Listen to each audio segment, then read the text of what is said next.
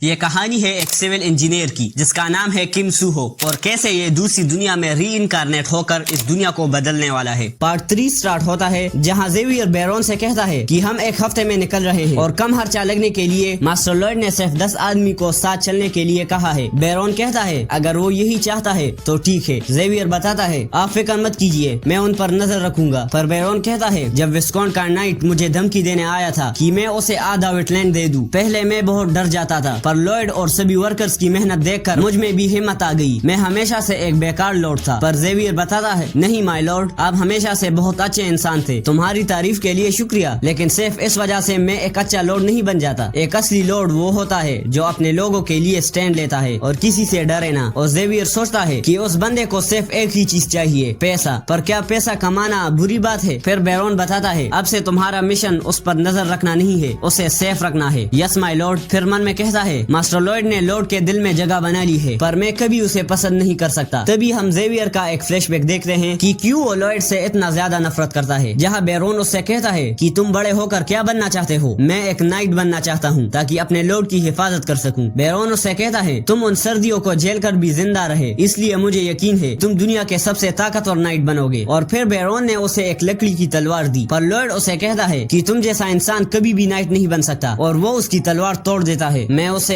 कभी पसंद नहीं कर पाऊंगा। फिर लॉयड उसे बताता है तुम तो अब मेरे बिना जी भी नहीं सकते है ना, अब तो तुम्हें आदत हो गई है इसकी। फिर लॉयड उसे अपनी बुक सुनाता है और जेवियर सो जाता है, और जेवियर सोचता है कि मैं उससे हमेशा नफरत करूंगा। तभी उसे लॉयड के फ्लैशबैक्स आते हैं। ऐसा लगता है वो अब एक अलग इंसान बन चुका है। मुझे खुद से नफरत है कि मैंने ये सोचा कि वो एक अच्छा इंसान है। तभी रात को वो दोनों सो रहे हैं, तभी एक आदमी आता है और कहता है कि ये सब इसकी गलती है, अब मरो। वो उसे मारने ही वाला होता है, तभी जेवियर उस पर अटैक कर देता है। लॉयड भी उठ जाता है। फिर सुबह वो सभी काम कर रहे हैं, तभी जेवियर लॉयड को बताता है कि हमने उसे विस्कॉन के हवाले कर दिया। लॉयड बताता है कि उसने मुझे निशाना बनाया क्योंकि विस्कॉन पानी के लिए हमें काफी पैसे दे रहा था, तो शायद उसने अपने नाइट को निकाल दिया। वो एक नाइट था पर वो मुझ जैसे से पिट गया, इसलिए वो मुझसे बदला लेने आया था। तो जेवियर पूछता है क्या आपको पहले से पता था? तो फिर आपने इतनी लापरवाही क्यों की? और मन में बोलता है कि वो हर चीज के बारे में पहले से ही सोच लेता है। मुझे लगा इस बार भी वो इसके लिए तैयार रहता। पर लॉयड कहता है क्या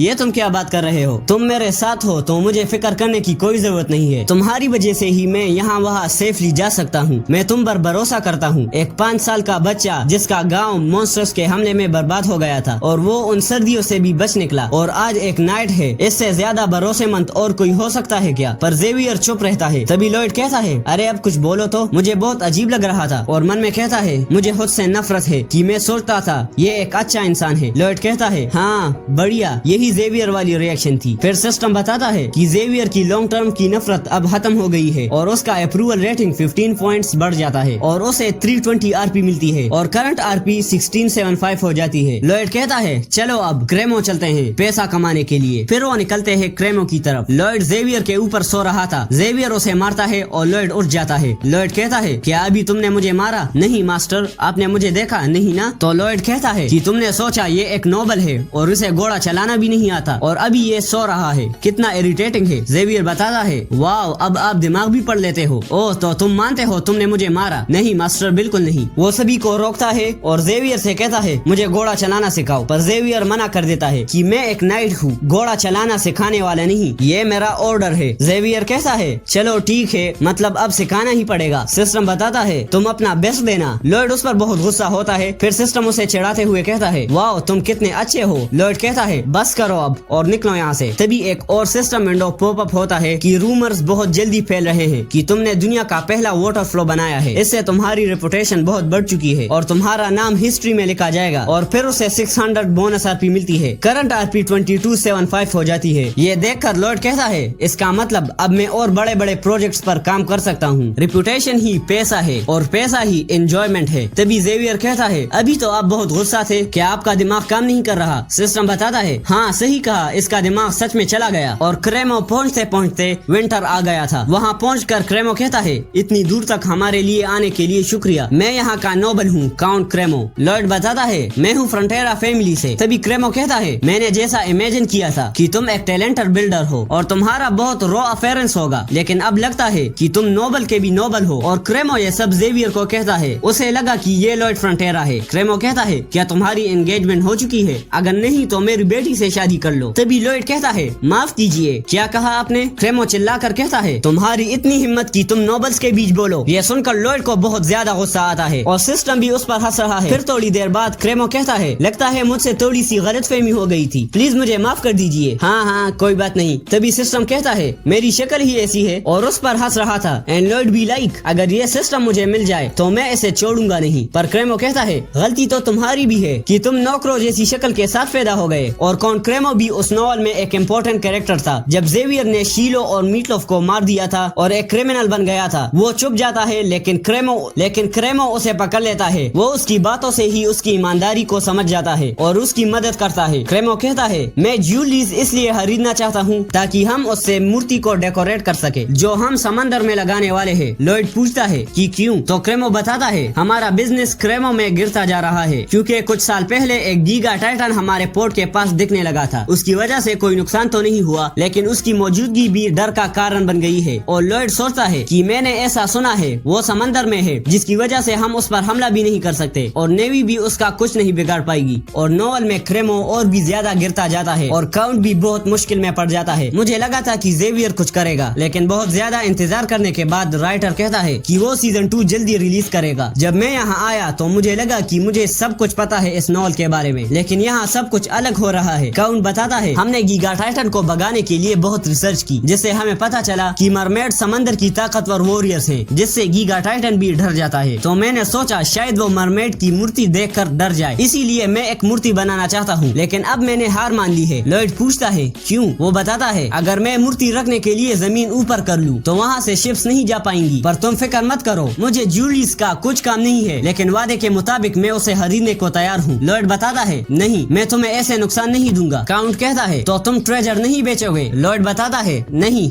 मैं बेचूंगा और अच्छे दाम पर बेचूंगा लेकिन मैं तुम्हारी मूर्ति भी बनाऊंगा जिससे उन शिप्स को भी कोई प्रॉब्लम नहीं होगी। मुझे बस एक मूर्ति और एक पिलर चाहिए। फिर वो दोनों पानी के पास आते हैं। लॉयड पानी के अंदर स्कैन करता है, यहाँ से जमीन ज्यादा दूर नहीं है और देख के लगता है कि ये बहुत सॉफ्ट है। वो पानी से सर बाहर निकालता है और ठंड से कांप रहा है और कहता है ओए तुम इतना खुश क्यों हो रहे हो? जेवियर कहता है मुझे माफ कीजिए, मैं पहली बार एक इंसान को इतनी मेहनत करते देख रहा हूँ। लॉयड कहता है तुम मेजरमेंट्स ले लो। जेवियर कहता है वैसे आपका कॉन्ट्रैक्ट ठीक है। लॉयड बताता है बात मत बदलो। फिर जेवियर बताता है मैंने इस बारे में बहुत सोचा कि आप पानी में फिलर्स कैसे बनाओगे, इसके लिए आपको मैजिक यूज करना पड़ेगा। लॉयड बताता है हाँ तुम ऐसे मैजिक कह सकते हो जो कि है सीमेंट, पर प्रॉब्लम ये है कि यहाँ पर सीमेंट है भी या नहीं। अगर यहाँ पर रोमन स्टाइल सीमेंट है तो मैं ये कर पाऊंगा। फिर जेवियर कहता है प्लीज अपने पैर मत देखिए और नीचे गिर जाइए, अब तुम्हारी बकबक मास्टर लेवल पर जा रही है। तभी एक लड़की कहती है लॉयड फ्रंटेरा मेरे पास आपके लिए कुछ है। लॉयड बहुत शर्माता है क्या मेरे लिए?